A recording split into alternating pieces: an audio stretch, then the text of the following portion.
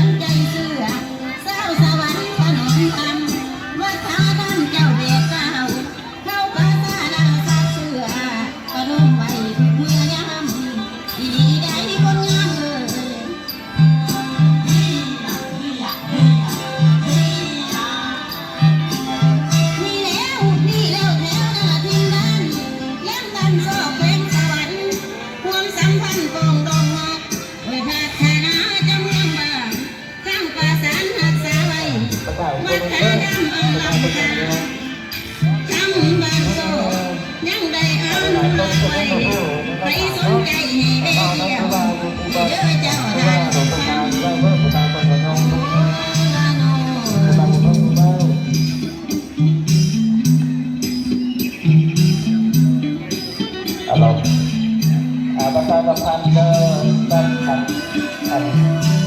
มหาผู้บาทในเรื่องพวกนักประดา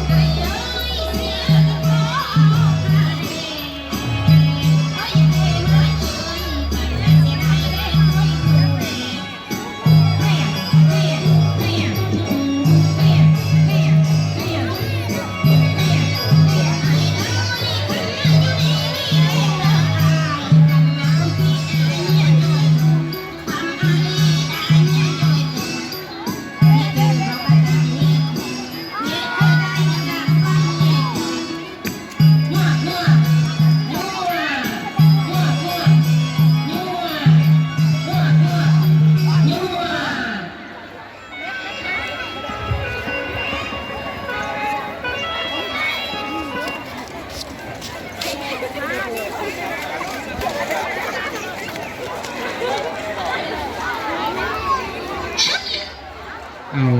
ก็เชิญนักแสดงประทุมอุดมวิไลข่าวเทวพนข่าวเทวกันเดินเรียนเทวต่อหน้าเวทีลูก เวทีสนามเวที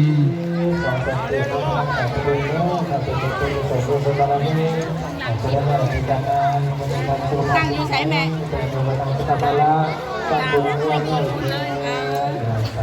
เฮ้ยปัจจัยอังเปา ฮัลโหลประกาศเจ้าของรถ2122ด้วยทางนาขอความร่วมมือนับก่อนตั้งเลยเพราะว่าขบวนแห่มาทางนั้น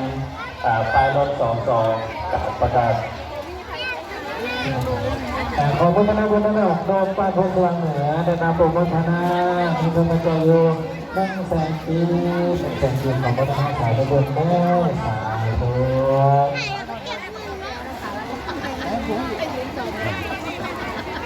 ขอบคุณท่านผู้บริหารบ้านพญาภูมิธนาบุญพัฒนามีคนกระจายอยู่ อะไรลูกอะไรพ่อเราจะเป็นเวลาพ่อเถิดมัธยมแม่นักโทษไม่ใช่นักโทษ ขอเป็นประธานเจ้าหน้าที่ด้วยเถิด สาธุ มาเลี้ยงแถวลูกนักโทษไปใช้แล้วลูกนักโทษนั่นเลี้ยงแถวนักโทษ เจ้าของน้ำก้อนและน้ำดื่มด้วยนะค นั รั กโทษมาเลี้ยงแถวก่อนนักเทวลูกเลยพี่ก็ได้ลูก2 แถวอยู่2 แถวเด้อเห็น2 แถว นี่มอบรางวัลเนาะการมอบรางวัลนักโทษนะนักเรียน รถเทอยู่ข้างหน้ารถเทอยู่ข้างหน้าเด้อให้เขาเลิกจับเตะของเงี้ยประทุมเข้ามาเนาะ